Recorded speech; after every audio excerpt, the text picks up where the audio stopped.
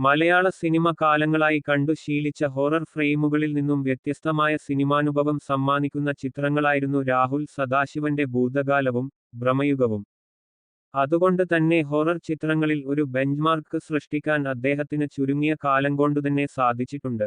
അവസാനമിറങ്ങിയ രണ്ട് ചിത്രങ്ങളും വലിയ രീതിയിലുള്ള പ്രേക്ഷക നിരൂപക പ്രശംസകൾ നേടിയ ചിത്രമായതുകൊണ്ട് തന്നെ ചെറുതല്ലാത്ത ഒരു ഹൈപ്പ് സിനിമാപ്രേമികൾക്കിടയിൽ ഡിഎസ് ഈറയ്ക്കുമുണ്ടായിരുന്നു.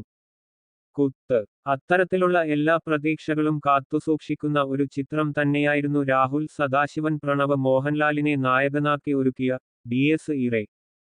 ക്രോധത്തിന്റെ ദിനം എന്നർത്ഥം വരുന്ന ഡിഎസ് ഈറെ എന്ന ലാറ്റിൻ വാക്ക് പ്രേക്ഷകരിൽ ആകാംക്ഷയുണർത്തുന്ന ഒന്നായിരുന്നു. മരിച്ചവർക്ക് വേണ്ടി പാടുന്ന ഒരു ലാറ്റിൻ കവിതയാണ് ഡിഎസ് ഈറെ. ക്രോധത്തിന്റെ ദിനമെന്ന് അർത്ഥം വരുന്ന ഡിഎസ് ഈറെ ഗ്രിഗോറിയൻ കത്തോലിക്ക വൈദികർ രൂപപ്പെടുത്തിയ പ്രാർത്ഥന ഗീതത്തിന്റെ പേരാണ്. ഒരു എലീറ്റ് കുടുംബത്തിൽ നിന്നും വരുന്ന, ജീവിതം എപ്പോഴും ആഘോഷമാക്കുന്ന രോഹൻ എന്ന കഥാപാത്രത്തിന്റെ ജീവിതത്തോടും സാഹചര്യങ്ങളോടുമുള്ള സമീപനം ആദ്യ മിനിറ്റുകൾക്കുള്ളിൽ തന്നെ സംവിധായകൻ വ്യക്തമാക്കുന്നുണ്ട്.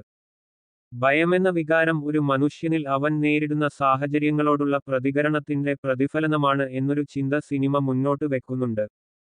പതിഞ്ഞ താളത്തിൽ തുടങ്ങി മെല്ലെ കത്തിക്കേറി ക്ലൈമാക്സിൽ എത്തുമ്പോഴേക്ക് മരവിപ്പിന്റെയും ഭയത്തിന്റെയും ഏറ്റവും ഉയർന്ന തലത്തിലേക്ക് സിനിമ പ്രേക്ഷകനെ കൊണ്ടുപോകുന്നുണ്ട്.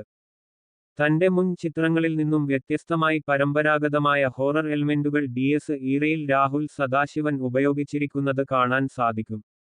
ദുഃഖമരണം, പ്രതികാരം, ആഭിചാരം, മോക്ഷം ലഭിക്കാത്ത ആത്മാവ് തുടങ്ങി സമൂഹത്തിൽ നിലനിൽക്കുന്ന, നമ്മൾ കണ്ടും കേട്ടും പറഞ്ഞും ശീലിച്ച നിരവധി ഘടകങ്ങൾ സിനിമയിൽ തെളിഞ്ഞു നിൽക്കുന്നത് കാണാം. എന്നാൽ അവയെ എങ്ങനെയാണ് സംവിധായകൻ സമീപിച്ചിരിക്കുന്നത് എന്നതാണ് ഡിഎസ് ഈറയുടെ വിജയം.